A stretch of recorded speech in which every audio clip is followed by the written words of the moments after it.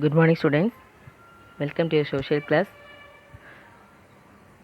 நம்ம last class ஜியாகிரஃபியில் first lesson content பார்த்துக்கிட்டு இருந்தோம் இல்லையா, அபவுட் த லித்தோஸ்பியர். ஸோ இந்த ஜியாகிரஃபி லெசனில் லித்தோஸ்பியர் 1 இல்லையா, ஸோ லித்தோஸ்பியர் 1 செகண்ட் லெசனில் லித்தோஸ்பியர் 2. ஸோ இது வந்து எண்டோஜெனட்டிக் ப்ராசஸஸ் அப்படின்னு சொல்லிட்டு பார்த்துக்கிட்டு இருந்தோம். ஸோ இதில் நம்ம வந்துட்டு ஸ்பியர்ஸ் ஆஃப் த எர்த் அப்படி சொல்லிட்டு க்ரஸ்ட், கோர், மேண்டில் இல்லையா, ஸோ இந்த 3 பற்றி நம்ம பார்த்துருந்தோம். ஸோ அதோட கண்டினியூவேஷனை நம்ம இன்றைக்கி கிளாஸில் பார்க்கலாம். இன்றைக்கி பார்க்க போகிற டாபிக் வந்துட்டு ஜியோமார்ஃபிக் ப்ராசஸஸ். ஸோ ஜியோ அப்படின்றது ஜியோக்ரஃபிக்கல், ஸோ மார்ஃபிக் அப்படின்றது நம்மளோட அந்த லித்தோஸ்பியர் லேயர்ஸ், சரியா. ஸோ அதில் நடக்கக்கூடிய processes. So geographical changes in the lithosphere, ஓகேயா.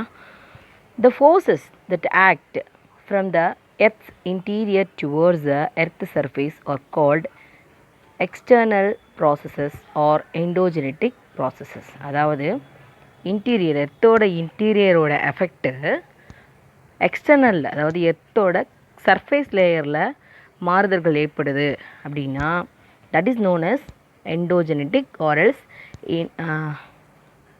internal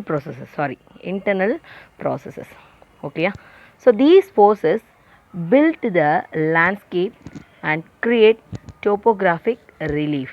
ஸோ ரிலீஃப் அப்படின்றது அமைப்பு, சரியா. அந்த இயற்கை தோற்றம் சொல்கிறோம் இல்லையா, அது ஒவ்வொன்றும் ஒவ்வொரு டிஃப்ரெண்ட் ஸ்டைல்ஸில் வந்து இருக்கும். இப்போ மவுண்டெயின் அப்படின்னா நம்ம பார்த்துட்டு இருக்கக்கூடிய மவுண்டெயின், ஸோ ஒவ்வொன்றும் ஒவ்வொரு ஃபீச்சர்ஸில் வந்து இருக்கும் இல்லையா. ஸோ அதோட அமைப்பு. So the forces that act on the surface of the earth due to natural agents like running water. So running water என்றது river, then glaciers, wind, waves, etc. are called external processes or exogenetic processes. ஓகேயா. அப்போது இந்த எர்த்தில் நடக்கக்கூடிய சேஞ்சஸை நம்ம already சொன்ன மாதிரி 2 பார்ட்டாக பிரிக்கிறாங்க இல்லையா. அப்போது அதாவது இன்டீரியர்னால் வந்து ஃபஸ்ட்டு சர்ஃபேஸில் ஒரு சேஞ்ச் நடக்கும். அந்த சர்ஃபேஸில் இருக்கக்கூடிய அந்த இயற்கை அமைப்பில் நாள்பட ஏதாவது ஒரு மாற்றங்கள் ஏற்படுது அப்படின்னா அது வந்துட்டு நம்மளுக்கு எக்ஸோஜெனட்டிக் ப்ராசஸில் ஆட் ஆகுது, சரியா. ஸோ இதுதான் வந்து எண்டோஜெனட்டிக், எக்ஸோஜெனட்டிக். ஸோ எக்ஸோஜெனட்டிக்கில் பார்க்கும்போது நேச்சுரல் ஏஜென்ட்ஸ்னால like running water, glacier, wind, waves இதனால் வந்து ஒரு சேஞ்சஸ் நடக்குது அப்படின்னா அது வந்து எக்ஸோஜெனட்டிக் ப்ராசஸ்ன்னு சொல்கிறாங்க. So these external processes tear the landscape down into relatively low elevated plains and shapes the landforms created by endogenetic processes. அப்போது இப்படிப்பட்ட அந்த இன்டர்னல் ப்ராசஸ்னால் இந்த சர்ஃபேஸில், எர்த்தோட சர்ஃபேஸில் ஒரு புதுவிதமான ஒரு இயற்கை அமைப்பை உருவாக்குது. நில அமைப்பை வந்து என்ன செய்யுது, மாற்றங்களை கொண்டு வருது, சரியா. ஸோ இந்த internal processes, so the internal processes generate heat and eject materials from deep below the earth crust. So the internal radioactivity is the principal source of power for this processes. So இந்த internal processes அப்படின்னு சொல்லக்கூடியது என்ன செய்யுது அப்படின்னா நம்மளோட எர்த்தோட interior லேயரில் இருக்கக்கூடிய நம்ம நிறையா வந்து பார்த்தோம். அதாவது ஒவ்வொரு லேயர்ஸுமே வந்து பார்த்திங்க அப்படின்னா இப்போ ஒன்று சியால் லேயர், இன்னொன்று சிமா லேயர், அதே மாதிரி நைஃப்னு சொல்லிட்டு ஒவ்வொரு எர்த்தோட சர்ஃபேஸ் வந்து பார்த்திங்க அப்படின்னா ஒவ்வொன்றும் ஒவ்வொரு லேயர்னால் உருவாகிருக்கு அப்படின்றத பார்த்துருக்கோம் இல்லையா. ஸோ இப்போ அந்த எர்த்தோட க்ரஸ்ட் லேயர் தான் வந்து எர்த்தோட அவுட்டர் லேயர் இல்லையா. ஸோ அதில் வந்துட்டு ஒரு சேஞ்சஸை கொண்டு வரக்கூடிய ப்ராசஸ் தான் இன்டர்னல் ப்ராசஸ். ஸோ இதுக்கு வந்து மெயினான ஒரு பவர் சோர்ஸாக எது இருக்கும் அப்படின்னா இந்த இன்டர்னல் ரேடியோ ஆக்டிவிட்டி அப்படின்றது வந்து இதுக்கு வந்து ஒரு சோர்ஸாக இருக்கிறதா சொல்கிறாங்க, சரியா. ஓகே. ஸோ இது போக இதில் என்ன சொல்கிறாங்கன்னு பாருங்கள். இதில் வந்துட்டு ஒவ்வொரு டைப்ஸ் வந்து வரும். அதில் ஃபஸ்ட்டு பாருங்கள், பிளேட் டெக்டானிக்ஸ். அப்போது the lithosphere is divided into a number of huge slabs of rocks called tectonic plates. அப்போ இந்த ராக்ஸோட அதாவது அந்த க்ரஸ்ட் லேயர்ஸை வந்து என்ன செய்கிறாங்க அப்படின்னா ஒவ்வொன்றுமே எப்படி இருக்கான் ஒரு பிளேட் மாதிரி சரியா. இப்போ வந்து ஒரு தண்ணி மேலே வந்து ஒரு பிளேட் வைக்கிறோம் அப்படின்னா அது எப்படி வந்து மிதக்கும், அந்த மாதிரி எர்த்துக்கு மேலே இருக்கக்கூடிய அந்த எர்த்துக்கு இன்டீரியர் இருக்கக்கூடிய லேயருக்கு மேலே என்ன செய்யணும், இது வந்து ஒரு ஃப்ளோட்டிங் லேயர்ஸ் மாதிரி ஃபார்ம் ஆகிருக்கு அப்படின்னு சொல்கிறாங்க. ஸோ அதுதான் என்ன சொல்கிறாங்க, டெக்டானிக் பிளேட்ஸு. நம்ம ஏற்கனவே பார்த்துருக்கோம் இல்லையா, அதாவது நம்மளோட அந்த எர்த்தில் இருக்கக்கூடிய அந்த காண்டினென்டல் ஏரியா பார்த்தீங்க அப்படின்னா பெர் இயர் வந்துட்டு நியர்லி 1 இன்ச் வந்து நகரும். அப்போ 1 இன்ச் அப்படின்றப்ப நம்மளால் என்ன செய்ய முடியாது, அக்யூரேட்டாக கால்குலேஷன் பண்ண முடியாது. ஸோ இது எல்லாமே டெக்டானிக் மூமெண்ட்ஸில் உள்ளடங்கும். So these tectonic plates are divided into major and minor plates. அப்போ அதில் அந்த பரப்பளவு இருக்கும் இல்லையா, ஸோ அதை பொறுத்து மேஜர் பிளேட்ஸ் அண்ட் மைனர் பிளேட்ஸ்னு சொல்லிட்டு 2 கேட்டகரியாக பிரிக்கிறாங்க. So these plates float independently over the mantle. அப்போ க்ரஸ்ட்டுக்கு அடியில் இருக்கக்கூடிய லேயர் என்னது, மேண்டில் லேயர். அப்போ இண்டிபெண்ட்டாக என்ன ஆகுமா, அது வந்து ஆட்டோமேட்டிக்காக மூவ் ஆகும். இண்டிபெண்ட்டாக என்னது, சுதந்திரமாக அது வந்து எந்த திசையில் நோக்கி நகரணுமோ எந்த ஒரு ரெஸ்ட்ரிக்ஷனுமே இல்லாமல் மூவ் ஆகுறதுனால அதை வந்து இண்டிபெண்ட்டாக மூவ் ஆகுதுன்னு சொல்கிறாங்க. And collisions of these plates produce mountain ranges and other irregular surface features both on land and the ocean floor. So this phenomenon is called plate tectonics. அப்போ இந்த மாதிரி வந்து இண்டிபெண்ட்டாக வந்து அதோட இஷ்டத்துக்கு வந்து அது மூவ் ஆகும்போது என்னாகும், ஆட்டோமேட்டிக்காக அதில் வந்து ஏதாவது ஒரு சேஞ்சஸ் வந்து நடக்கும் சரியா. அப்படி இருக்கிறத வந்து பிளேட் டெக்டானிக்ஸ் அப்படின்னு சொல்கிறாங்க. So the movement of tectonic plates is due to thermal energy from the mantle. அப்போ மேண்டிலிருந்து கிடைக்கக்கூடிய அந்த வெப்ப அழுத்தத்தினால தான் என்ன ஆகுதா இந்த மாதிரியான சேஞ்சஸ் வந்து நடக்குது அப்படின்னு சொல்கிறாங்க. Now we have a better understanding about the plates movements and its relations to earth and volcanic activities. So இப்போ நம்ம அதை பற்றின கிளியரான இன்ஃபர்மேஷன்ஸ் பார்க்கலாம். அதாவது இப்போ நம்ம இண்டிபெண்ட்டாக மூவ் ஆகுதுன்னு சொன்னோம் இல்லையா, அதில் என்ன மாதிரிலாம் வந்து அது வந்து மாறுது அப்படின்னு பார்ப்போம். So types of plate boundaries. So ஒன்று வந்து கன்வர்ஜன் பவுண்ட்ரி. கன்வர்ஜன் அப்படின்னா ஒரு விஷயத்துலேருந்து இன்னொரு விஷயத்துக்கு என்ன ஆகுது, மாறுறது. கன்வெர்ட்னா சேஞ்ச் ஆகுறது இல்லையா. So here the plate moves towards each other and sometimes a plate sink under another. So the location where the sinking of a plate occurs is called a subduction zone. For example, fold mountains like Himalayas. So அந்த கீழே இருக்கக்கூடிய பிக்சரில் பாருங்கள், first பிக்சரை பாருங்கள். அதாவது ஒரு plate tectonics ஒரு சைடில் வரக்கூடிய ஒரு லேயர், அதுக்கு ஆப்போசிட்லேருந்து வரக்கூடிய இன்னொரு லேயர், அது என்ன ஆகுது, ஒன்றுக்கு ஒன்று இன்டர் கனெக்டடாக ஆயிடுது சரியா. அப்போ இது வந்து இது என்ன சொல்கிறது, ரெகுலராக வந்து கண்டினியூஸாக வந்து அந்த ப்ராசஸ் நடக்கும்போது என்ன ஆகும், அது வந்து மடித்து வைக்கக்கூடிய ஒரு ஃபார்மேட்டில் அது வந்து ஃபார்ம் ஆகும். ஸோ அப்படி உருவான ஒரு மவுண்டைன் தான் என்ன அப்படின்னா Himalayan mountain. Himalaya is a fold mountain. For எக்ஸாம்பிளுக்காக உனக்கு ஹிமாலயாஸ் கொடுத்துருக்காங்க. ஸோ இந்த மாதிரி நம்பர் ஆஃப் மவுண்டைன்ஸ் வந்து நம்மளோட இடத்துல இருக்குது. ஓகே, இது எந்த டைப்பில் சேர்ந்தது அப்படின்னா இந்த convergent boundary. Okay, then divergent boundary. So here the plates pull away from each other as magma pushes up from the mantle. For example, mid-Atlantic ridges. அப்போது மேலே பார்த்ததில் வந்துட்டு ஒன்றுக்கு ஒன்று என்ன ஆகுது, இன்டர் கனெக்ட் ஆகுது. இங்கே டைவர்ஜன் அப்படின்னால என்னது, அதாவது பிரிகிறது. அப்போது ஒரு அந்த மேண்டல் லேயர்லேருந்து வரக்கூடிய ஃபோர்ஸ்னால் ஒரு லேண்டு ஸ்ப்ளிட் ஆகுது. ஸோ அப்படி ஸ்ப்ளிட் ஆகும்போது என்ன ஆகும், அந்த பாதைகள் வந்து புதுசாக வந்து உருவாகும். 2 லேண்ட் வந்து செப்பரேட்டாக ஜாயிண்டாக இருந்தது பிரியுது. ஸோ அப்படி உருவாகக்கூடிய லேண்ட் ஃபீச்சர்ஸ்க்கு என்ன பேர் அப்படின்னா divergent boundaries. For example mid Atlantic ridges. இப்போ இங்கே என்ன ஆகுது, பிரியுது. Then constructive or else transform boundary. So here the plates slide horizontally past each other. So இதில் வந்து பார்த்தீங்க அப்படின்னா ஹாரிசான்டலாக, அதாவது ஒன்றுக்கு ஒன்று அப்படியே அதுக்கு எதிரெதிராக வந்து ஆப்போசிட்டாக இருக்கிறது டைவர்ஜென்ட் பவுண்டரி சரியா. இந்த conservative R else transform boundary அப்படின்றது இதுக்கு அப்படியே ஜஸ்ட் லைக் இது வந்து ரெண்டாக பிரிஞ்சு ஒன்று வந்து அதுக்கு ஆப்போசிட்லேயும் இது வந்து இதுக்கு ஆப்போசிட்லேயும் போகக்கூடியது. ஹரிசாண்டல் ஷேப்பில் வந்து என்ன ஆகுமா, அது வந்து அதோட இடப்பெயர்ச்சி அப்படின்றது மாறுது. For example San Andreas fault சரியா. ஸோ இதெல்லாமே நம்ம எக்ஸாம்பிள்ஸாக பார்த்துருக்கோம்.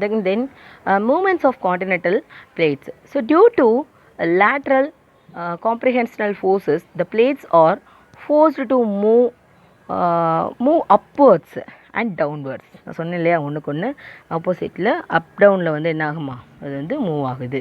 So this is called the folding mountains. Formed by the folding are called fold mountains. So the process of folding creates lofty mountain ranges such as Himalayas and the Alps. So இந்த மாதிரி fold mountains, அதாவது இந்த அப் டவுன்னாலே என்ன ஆகுமா, fold mountains அப்படின்றது form ஆகும். So இந்த மாதிரியுமே வந்து என்ன ஃபார்ம் ஆகிருக்கு அப்படின்னா நம்மளோட ஹிமாலயாஸ் அப்படின்றது ஃபார்ம் ஆகிருக்கு. ஒன்றுக்கு ஒன்று இன்டர் கனெக்ட் ஆனாலும் சரி, அப் டவுன் ப்ராசஸில் வந்து போனாலும் சரி என்ன ஆகுமா, இந்த ஃபோல்டு மவுண்டெயின்ஸ் அப்படின்றது ஃபார்ம் ஆகும். ஸோ அதுக்கு எக்ஸாம்பிள்ஸு இன்னொரு ஆல்ப்ஸ் மலை அப்படின்றதையும் கொடுத்துருக்காங்க. So according to plate tectonics, the plates are in constant motion with an average rate of few centimeters per year. நான் சொன்னேன் இல்லையா, ஸோ அந்த மாதிரி எப்பயுமே வந்துட்டு அந்த மோஷன் அப்படின்றது இருக்கும் பெர் இயருக்கு ஃபியூ சென்டிமீட்டர்ஸ் அளவுக்கு. So the movement might seem slow, but over millions of years the plates and the continents riding on them move a long away. இப்போது பல மில்லியன்ஸ் இயர்ஸ்க்கு அப்புறம் அதை கால்குலேட் பண்ண பார்த்தா எப்படி இருக்கும், ரொம்ப தூரம் வந்து அது மூவ் ஆகிருந்திருக்கும். ஸோ அந்த மாதிரி எக்ஸாம்பிள் என்ன சொல்கிறாங்க பாருங்கள். For example, about 250 million years ago the Indian plate was a part of a Gondwana land which comprised of modern Africa, Australia, Antarctica and South America. So இதை எக்ஸ்பிளைன் பண்ணுற மாதிரி உங்களோட புக்கில் வந்து பார்த்தீங்க அப்படின்னா ஒரு பிக்சர் இருக்கும். சரியா, எர்த் வந்து அந்த continent Gondwana and Ankara land வந்து எப்படி வந்து ஸ்ப்ளிட் ஆச்சு அப்படின்ற அந்த ஒரு பிக்சர் இருக்கும். அந்த பிக்சரில் வந்து பார்த்தீங்க அப்படின்னா உங்களுக்கு கிளியராக புரியும் எப்படி வந்து அந்தந்த காண்டினெண்ட்டை வந்து ஸ்ப்ளிட் ஆச்சு அப்படின்றது. சரியா, ஸோ இதெல்லாமே வந்துட்டு the boundaries, the plate boundaries, சரியா, அதை வந்து எக்ஸ்பிளைன் பண்ணக்கூடிய பிக்சராக இருக்கும். ஸோ இதையும் பாருங்கள், இல்லை நம்ம லைவ் கிளாஸில் வந்து இதை பற்றி இன்னும் கொஞ்சம் உங்களுக்கு டீப்பாக எக்ஸ்பிளைன் பண்ணுறேன். Approximately 140 million years ago, the Indian plate broke away from the ancient supercontinent Gondwana and began moving north and collided with Asia, and the collision with the Eurasian plate along the boundary between India and Nepal formed the orogenic belt that created the Tibetan Plateau and the mighty Himalayan mountains. அதாவது எப்படி ஒன்றுக்கு ஒன்று inter connected ஆகிருக்கு, எப்படி continent வந்து split ஆகிருக்கு, so அதுக்குள்ளே எப்படி வந்து இந்த மவுண்டன்ஸ்லாம் ஃபார்ம் ஆச்சு அப்படின்றதான் வந்து உங்களுக்கு இதில் எக்ஸ்பிளைன் பண்ணியிருக்காங்க. சரியா, ஸோ பிகாஸ் ஆஃப் த இந்த டெக்டானிக் பிளேட் மூமெண்ட்ஸ்னால். சரியா, ஹிமாலயாஸ் அப்படின்னு சொல்லக்கூடிய அந்த மவுண்டன்லாம் பார்த்தீங்க அப்படின்னா அதுக்கு முன்னாடி என்ன கிடையாது, அந்த ஹிமாலயாஸ் அப்படின்ற ஒரு மவுண்டனே சில மில்லியன் இயர்ஸ்க்கு முன்னாடி கிடையாது. ஸோ ஃபியூ மில்லியன் இயர்ஸ்க்கு முன்னாடி தான் என்ன இருக்குது, அது வந்து நம்மளுக்கு ஃபார்ம் ஆகிருக்கு. அதுக்கு முன்னாடி அங்கே வந்து ஒரு தை சி அப்படின்ற ஒரு சி இருந்துச்சான். சரியா, ஓகே. ஸோ ஜியோகிராஃபிக்கல் ப்ராசஸ் பார்த்தாச்சு. இப்போது அதில் வந்து வேறு என்ன மாதிரியான சேஞ்சஸ்லாம் நடக்கும், இந்த இன்டீரியர்லேருந்து வரக்கூடிய ஃபோர்ஸ்னால் எக்ஸ்டர்னலில் சர்ஃபேஸில் என்ன மாதிரியான மாறுதல்கள். ஸோ அதில் ஒரு எக்ஸாம்பிள் பார்த்தீங்க அப்படின்னா எர்த்குவேக் இல்லையா. ஸோ எர்த்குவேக் வந்து எப்படி ஃபார்ம் ஆகும் அப்படின்றதுலாம் உங்களுக்கு தெரியும். So earthquakes are generally caused by the sudden vibrations in the earth crust. So எர்த்தோட crust லேயரில் ஃபார்ம் ஆகக்கூடிய சடன் வைப்ரேஷன் தான் என்னது, earthquake. So which spreads outward in all directions as waves from the source of disturbance. அப்போ அது என்ன ஆகும், அப்படி வரக்கூடிய அந்த அலைகள் வந்துட்டு எவ்வளோ தூரம் அதோட ஸ்பீடை பொறுத்து என்ன ஆகும், அது சுற்றி இருக்கக்கூடிய இடத்த வந்து டேமேஜ் பண்ணுறதோ இல்லை அது அப்படியே ஆஃப் ஆகுறதோ இருக்குது. So the point of the origin of an earthquake is called focus or else hypocenter. ஹைப்போசென்டர்னாலும் ஃபோக்கஸ்னாலும் ஒன்று தான். இதுதான் வந்து இப்போ வந்து ஒரு எர்த்குவேக் ஃபார்ம் ஆகுது அப்படின்னா அதோட ஆரிஜின் பாயிண்ட் ஒரு புள்ளியில் தான் என்ன ஆகுமா, அது வந்து ஸ்டார்ட் ஆகுமா. ஸோ அங்கே ஸ்டார்ட் ஆகி அதோட வேவ்ஸ் வந்து ஸ்பீடாக வந்து எர்த்தோட க்ரஸ்ட் லேயர் அடைஞ்சு அது வந்து வைப்ரேஷன் மூலமாக என்ன ஆகுது, சுற்றி இருக்கிற இடங்களுக்கு அது ஸ்ப்ரெட் ஆகுது. So which generates a series of elastic waves. So epicenter is a point of a earth surface that lies directly above the focus. So the impact of the earthquake is felt the most of the epicenter. So epicenter அப்படின்றது it is a point on the earth surface that lies directly above the focus. அதாவது focus அப்படின்றது எங்கே உருவாகக்கூடியது, எர்த்தோட இன்டீரியரில் உருவாகக்கூடிய origin point. Crust லேயரில் எர்த்துக்வேக்கோட origin point start ஆகுது. எங்கேருந்து start ஆகும், இன்டீரியரில் start ஆகும். அந்த ஃபோக்கஸ்லேருந்து வரக்கூடிய அந்த வேவ்ஸு எர்த்து சர்ஃபேஸை ரீச் பண்ணும் இல்லையா, அதுக்கு பேர் என்ன அப்படின்னா எபிசென்டர் பாயிண்ட். சரியா? ஓகே. இப்போது அந்த எர்த்துக்வேக் வந்து பார்த்திங்க அப்படின்னா அதோட வேவ்ஸ் வந்து ஒவ்வொரு மாதிரி என்ன ஆகும், அதோட ஸ்பீடை பொறுத்து மாறுபடும். ஸோ அதை பேஸ் பண்ணி உங்களுக்கு வேவ்ஸ் வந்து பிரிச்சுருக்காங்க. ஒன்று வந்து seismic waves. So earthquakes generate seismic waves. So the nature, force and speed of these seismic waves depend on the nature of the medium through which it passes. Accordingly, there are three major types of waves. So அதாவது இந்த வேவ்ஸை வந்து அதாவது எர்த்துக்வேக்னால form ஆகக்கூடியதை seismic வேவ்ஸ்ன்னு சொல்கிறாங்க. அது 3 டைப்ஸாக பிரிக்கிறாங்க. ஒன்று வந்துட்டு primary waves. So primary waves are P waves are the fastest of all earthquake waves and the first to reach the epicenter. அப்போ இது வந்து எப்படி இருக்குமா, ரொம்ப ஃபாஸ்ட்டாக இருக்குமா. அதே மாதிரி அந்த ஃபோக்கஸ்லேருந்து வந்து எபிசென்டரை ஃபஸ்ட்டு ரீச் பண்ணக்கூடிய வேவ்ஸ் எது தானா, இந்த ப்ரைமரி வேவ்ஸ் தான். So these waves pass through solid. So திடப்பொருட்களாக இருந்தாலும் என்ன ஆகுமா, அது வழியாக பாஸ் ஆகும். liquids and gases either through push or pull with an average velocity of 5.3 km per second to 10.6 km per second. இதோட வேரியேஷன் அதோட ஸ்பீடை பொறுத்து ஒவ்வொரு இடங்களுக்கு ஏற்ற மாதிரி என்ன ஆகுமா, அது வந்து மாறுபடும். சரியா? நெக்ஸ்ட் வந்துட்டு secondary or else S waves. So travel only through solid. இது வந்து என்னம்மா, வெறும் திடப்பொருட்கள் மூலமாக மட்டும்தான் என்ன ஆகுமா, பாஸ் ஆகும். So these transverse waves shake the ground perpendicular to the direction in which they propagate. So the average velocity of these waves is 1 km per second to 8 km per second. சரியா? இது வந்துட்டு solid மூலமாக மட்டும்தான் pass ஆகும். இதோட speed வந்து velocity பார்த்திங்க அப்படின்னா 1 கிலோமீட்டர் வரைக்கும் அது வந்து ஸ்ப்ரெட் ஆகும். 1 கிலோமீட்டர்லேருந்து 8 கிலோமீட்டர் வரைக்கும் அதோட ஸ்பீடு வந்து மாறும்னு சொல்கிறாங்க. And surface waves or else L waves are the similar to P waves, but they are travel primarily along the ground surface. So these waves travel comparatively slower and there are most destructive waves. So இதனால தான் வந்து பார்த்திங்க அப்படின்னா நிறையா சேதங்கள் ஏற்படக்கூடியது. சரியா? நிறையா வந்து இந்த பில்டிங்ஸ்லாம் உள்ளே வந்து விழுகும். ஸோ அந்த மாதிரிலாம் நடக்கக்கூடிய வேவ்ஸ் எந்த மாதிரி வேவ்ஸ் வரும்போது தான் பாஸ் ஆகுமா, இந்த சர்ஃபேஸ் வேவ்ஸ் வரும்போது தான் அது வந்து நடக்குது. So the average velocity of these waves are 1 km per second to 5 km per second. So இது வந்து 1 கிலோமீட்டர்லேருந்து 5 கிலோமீட்டர் வரைக்குமே அதோட ஸ்பீடு வந்து மாறுபடும். சரியா?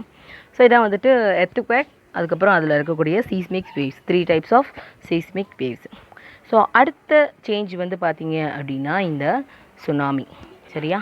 ஸோ சுனாமி அப்படின்றது இந்த ஓசோனிக் லேயர்லேருந்து உருவாகக்கூடியதுனால இது வந்து சுனாமி அப்படின்றது ஒரு எக்ஸாம்பிளாக கொடுத்துருக்காங்க. So the word tsunami is a Japanese term meaning harbour waves. துறைமுகங்களில் உருவாகக்கூடிய, அதாவது ஹார்பர் வந்து எந்த அளவுக்கு பெருசோ அந்த மாதிரி இருக்கக்கூடிய waves. So it is adapted to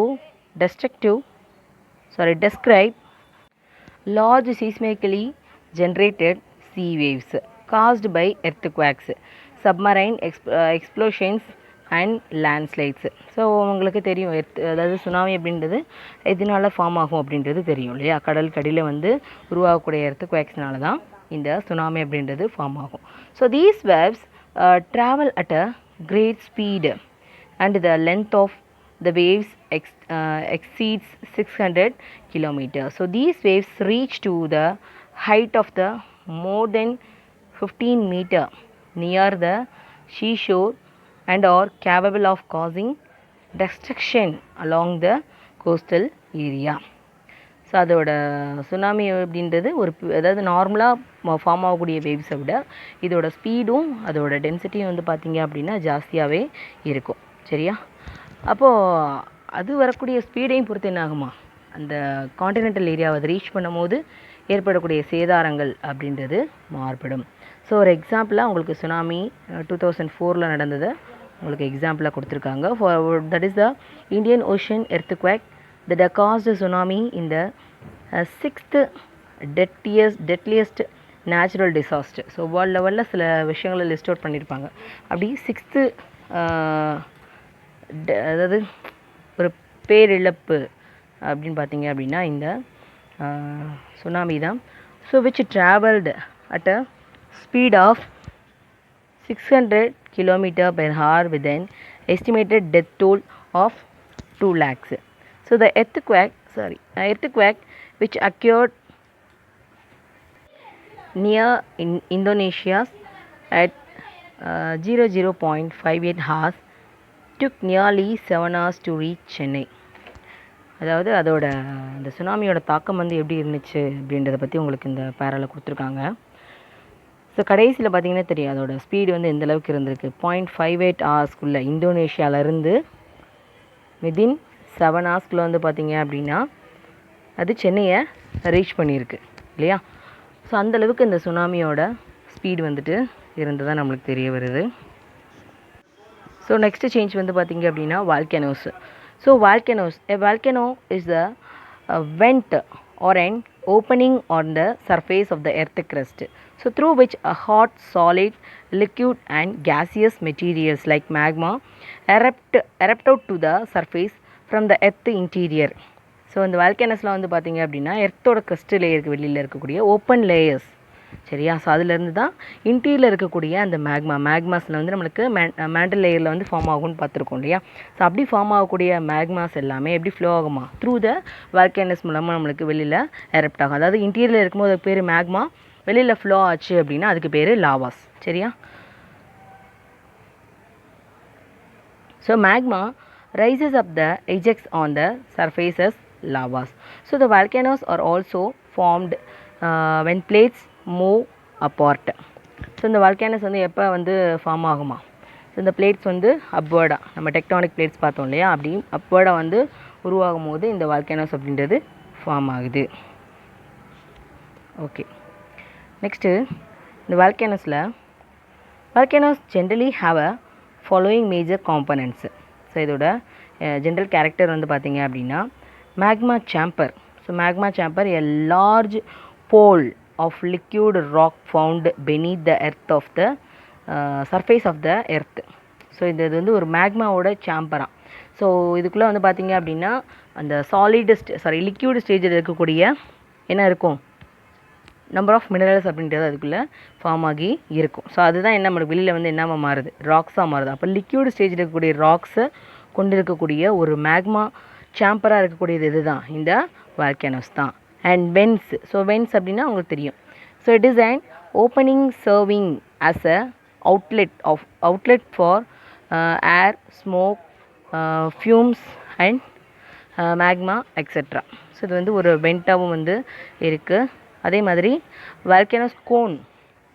so கோன்னா உங்களுக்கு தெரியும் ட்ரையாங்குலர் ஷேப்பில் இருக்கக்கூடியது. So it is a land form built by the magma ejected from the vent in the shape of a cone.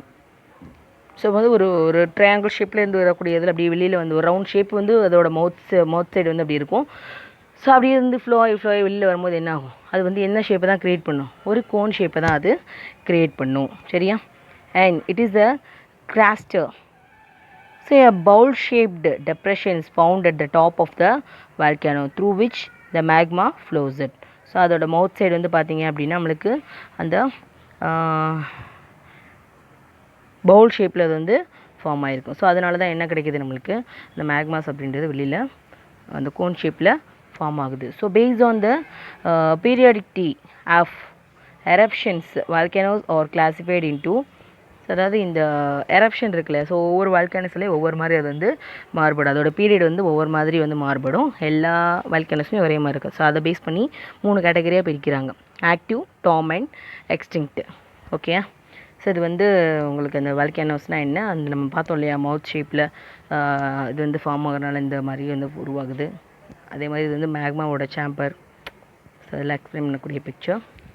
And டூயினோ மேலே பார்த்தீங்க அப்படின்னா the term volcano is derived from the Latin word volcan. So which is the name of Roman god of fire. So ஃபுல்லாக வந்து ஃபுல்லாமே ஃபயராக இருக்கிறதுனால இதை base பண்ணி இந்த வால்கேனோஸ்ன்ற நேமை கொடுத்துருக்காங்க. ஓகே, இப்போ இந்த வால்கேனோட ஒவ்வொரு டைப்ஸை பற்றி நம்ம பார்க்கலாம். ஓகே, ஃபஸ்ட் வந்து இந்த active volcano. So active volcanoes are those which constantly eject volcanoes lava, gases and fragmented materials. For example, Mount St. Helens in the United States. Active volcano அப்படின்னா அது வந்து எப்படிப்பட்ட வால்கேனோவாக இருக்கும், அது வந்து எரிமலை வந்து எப்பயுமே ஆக்டிவாக இருக்கக்கூடிய ஒரு வால்கேனோ. ஸோ அதில் வந்து ஃப்ரீக்வெண்ட்டாக அப்பப்போ வந்து என்ன ஆகுமா, எஜெக்ட் ஆகிட்டே இருக்கும். அந்த லாவாஸ் அப்படின்றது அப்பப்போ எஜெக்ட் ஆகிட்டே இருக்கும். அதுக்கு எக்ஸாம்பிள் உங்களுக்கு கொடுத்துருக்காங்க, பார்த்துக்கோங்க. ஸோ நிறையா இருக்குது. நெக்ஸ்ட் வந்துட்டு dormant volcano or sleeping volcano. So volcanoes that do not show any sign of volcano activity for a long period of time are known as dormant volcanoes. Sometimes there may be a sudden explosion which may cause unimaginable loss to life and property. For example, Mount Fuji in Japan. So dormant volcano or sleeping volcano. இப்போது active volcano அப்படின்னா அது வந்து ஆக்டிவில் இருக்குது அப்படின்னு சொல்லிட்டு அதுக்கேற்ற precaution measures எல்லாமே எடுக்கலாம் இல்லையா. பட் ஸ்லீப்பிங் வால்கேனோஸாக இருக்கக்கூடியது எப்போ வெடிக்கும் அப்படின்றத என்ன செய்ய முடியாது, நம்மளால் ஜட்ஜ் பண்ணவே முடியாது. அப்போ இதெல்லாமே என்னது, ரொம்பவே வந்து டேஞ்சரஸான ஒரு வால்கேனோஸ். ஸோ இதில் தான் வந்து பார்த்திங்க அப்படின்னா நிறையா லாஸஸ் ஆஃப் ப்ராப்பர்ட்டி அப்படின்றது, லைஃப் அண்ட் ப்ராப்பர்ட்டி அப்படின்றது நடக்கும். சரியா, அடுத்தது extinct or dead volcano. So dead volcano அப்படின்னாலே என்ன ஆகுது, அதோட எக்ஸ்ப்ளோஷன் எல்லாம் முடிஞ்சு கடைசியில் என்ன ஆயிடுது, அது வந்து ஒரு டெட் வால்கேனோவாக மாறிடுது. So when a volcano permanently stop its volcanic activity, then it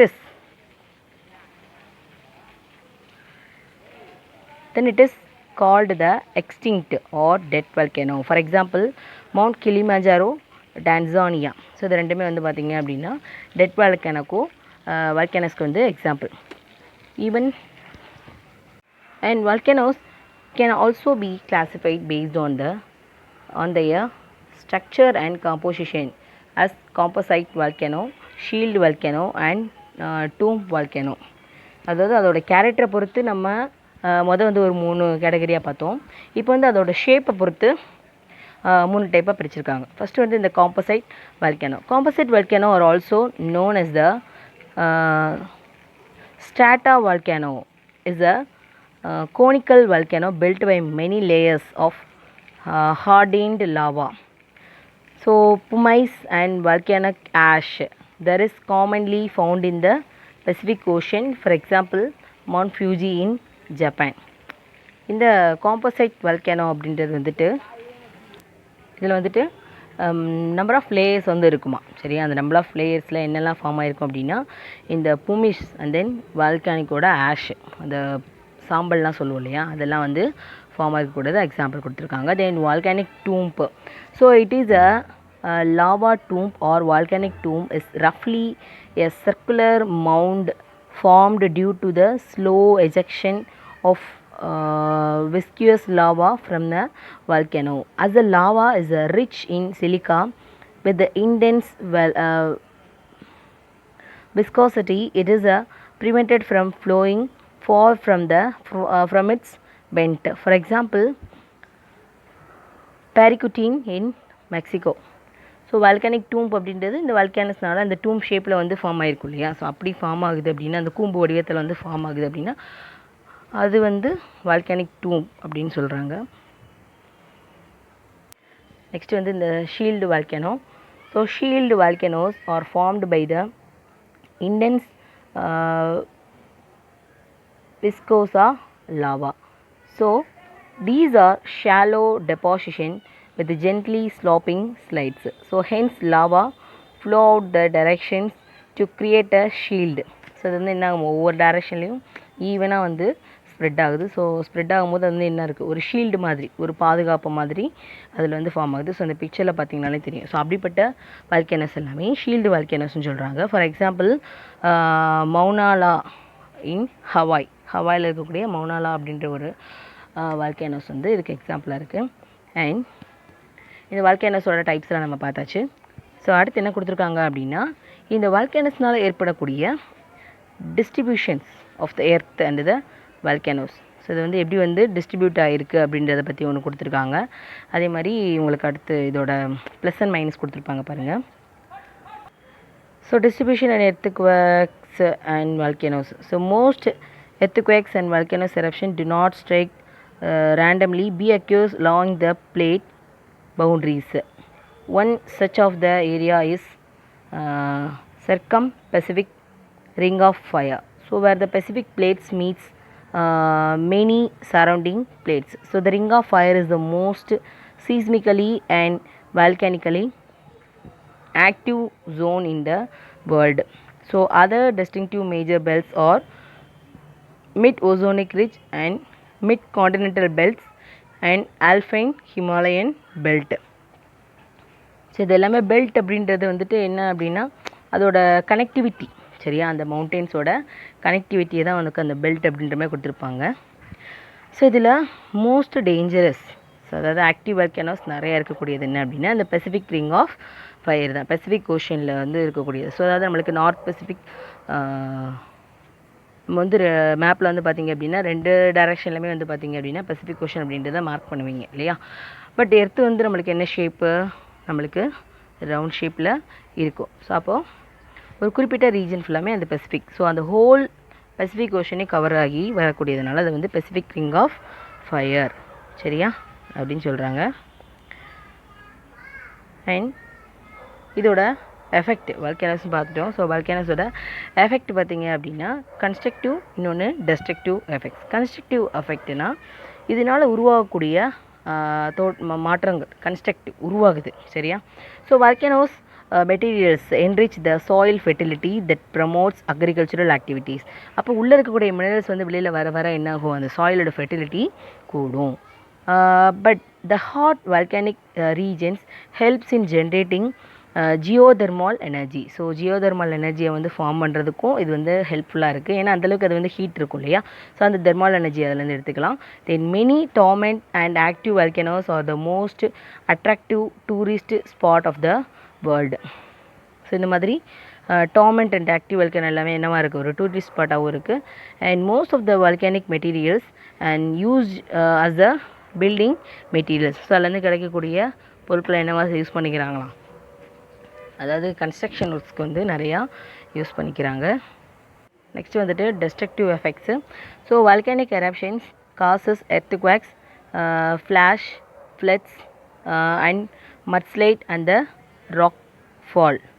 so இந்த மாதிரியான சேஞ்சஸ் வந்து என்ன செய்யும் அந்த வால்கானிக் எரப்ஷன் அப்படின்றதுன்னு, அதாவது அந்த வால்கானிக் எரப்ஷன் நடக்கும்போது இந்த மாதிரியான மாற்றங்களும் ஏற்படும், சரியா. And lava can travel very far and harsh and bury or damage anything to its path. அதாவது அது கடந்து வரக்கூடிய பாதையில் எப்படிப்பட்ட விஷயமா இருந்தாலும் என்ன செஞ்சிடும், அது வந்து அதை ஸ்பாயில் பண்ணிடும். ஸோ அதனால் பார்த்திங்க அப்படின்னா the large amount of dust and ash makes breathing hard and irritable. So அதுலேருந்து வரக்கூடிய அந்த புகைகள் அந்த சாம்பல் எல்லாமே நம்மளோட ப்ரீத்திங் ப்ராப்ளம்லாம் என்ன செய்யும், உருவாக்கும். So volcanic eruptions can alter the weather conditions and the disturb transport like Iceland volcanic eruption in the around of the volcanic region. So இது வந்து நிறையா வந்து என்ன செய்யும், சேஞ்சஸை வந்து கொண்டு வரும், நிறையா வந்து டிஸ்டர்பன்ஸ் அது க்ரியேட் பண்ணுதுன்னு சொல்கிறாங்க, சரியா. ஓகே, ஸோ இதோட நம்மளுக்கு இந்த லெசன் ஓவர் ஆகுது, சரியா. அப்போது எர்த்தோட க்ரஸ்ட்டு பார்த்துருக்கோம், தென் ஜியோமார்ஃபிக் ப்ராசஸ் பார்த்துருந்தோம், அதை டெக்டானிக் பிளேட்ஸ் பற்றி பார்த்துருந்தோம்.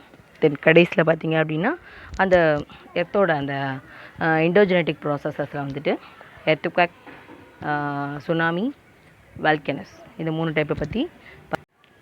ஸோ நம்மளுக்கு ஜியோகிராஃபி ஃபஸ்ட் லெசன் முடிஞ்சிருச்சுமா. நெக்ஸ்ட் கிளாஸ் வந்துட்டு நம்ம ஸ்கூலுக்கு ஐ திங்க் அதுக்குள்ளே வந்துடுவீங்க, பார்க்கலாம். தேங்க்யூ.